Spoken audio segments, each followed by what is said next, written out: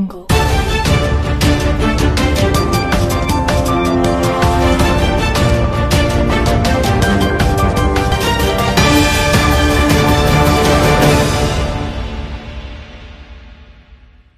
To SVN news. నా పేరు వనజ. రాజకీయ ప్రయోజనాల వల్ల కార్మికులకి కార్మిక సంఘాల మీద విశ్వాసం పోయే పరిస్థితి ఉంది. స్టీల్ ప్లాంట్ ప్రైవేటీకరణ అమ్మకాన్ని బీజేపీ ప్రకటించిన తర్వాత ఈరోజు కార్మికుల మీద దాడి విపరీతంగా పెరిగింది. వర్ధిల్లాలి కార్మిక ఐక్యత.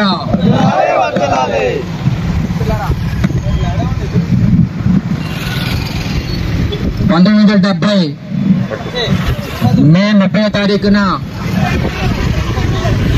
CITU ట్రేడ్ యూనియన్స్ CITU ఏర్పాటు అనేది జరిగింది. ఆనాటికి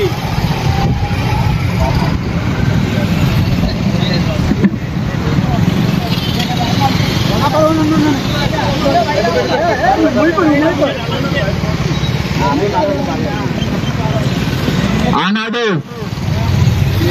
ప్రభుత్వం అనుసరిస్తున్నటువంటి కార్మిక వ్యతిరేక విధానాలకి దాసోహమైనటువంటి ట్రేడ్ యూనియన్ల నేపథ్యంలో కార్మిక వర్గాన్ని ఐక్యం చేయాలి, కార్మిక సంఘాలను ఐక్యం చేయాలి, కార్మిక వర్గాన్ని కార్మిక సంఘాలని ఐక్యం చేయడం ద్వారా ప్రభుత్వ విధానాలకు వ్యతిరేకంగా పోరాడాలనే లక్ష్యంతో centre of Indian trade unions ఏర్పాటు చేయడం జరిగింది.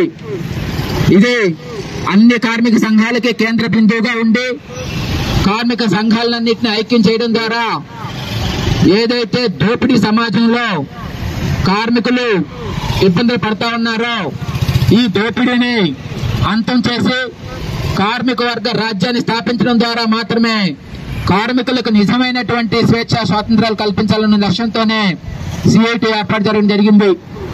CITU ఏర్పడినప్పటి నుంచి కూడా కార్మిక సంఘాలన్నింటినీ కార్మికులన్నింటినీ ఐక్యం చేస్తా ఉంది.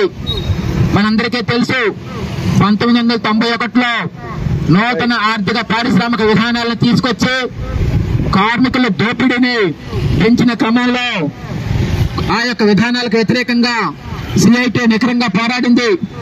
1991 నుంచి నేటికి 23 సమ్మెలు సైతం చేసిన చరిత్ర CITUకు ఉంది.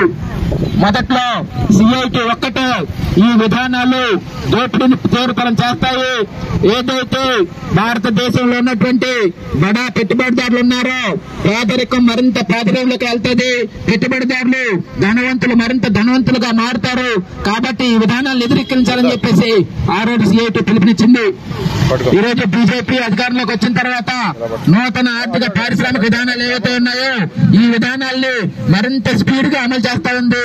వీటికి ప్రతిఘటన ఎదురవుతున్న క్రమంలో ఈ ప్రతిఘటన రాకుండా చూసేందుకు మతాన్ని ముసుగుగా ఉపయోగించుకొని దాడును తీవ్రం చేస్తా ఉంది. కాబట్టి బీజేపీ యొక్క మతోన్మాదాన్ని విధానాల్ని వ్యతిరేకంగా కార్మిక వర్గం ఐక్యంగా తిప్పికొట్టాలని చెప్పేసి CITU పిలిపించి ఈ రోజు కార్యక్రమం చేయడం జరుగుతూ ఉంది.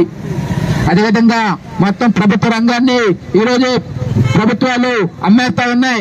కార్మిక సంఘాలు కార్మికులు పోరాడి సాధించు